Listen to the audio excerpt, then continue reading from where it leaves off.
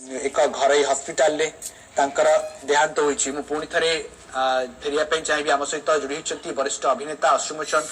Sir निहाती गोटे अपूरणीय क्षति समस्त ओडिया कला जगत पे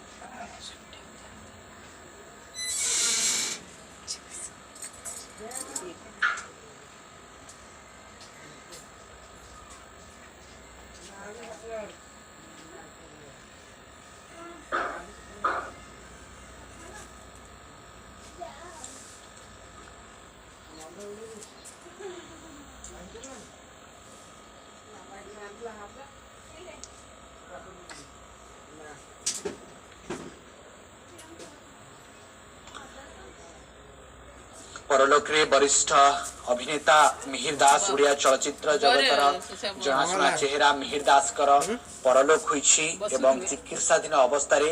एक घरोई हॉस्पिटल रे तांकर देहांत होईछि। सर शुणी पार्टी मु जानिया पे चाहिए प्राथमिक प्रतिक्रिया सर निहाती गोटे दुखद खबर उड़िया कला जगत में।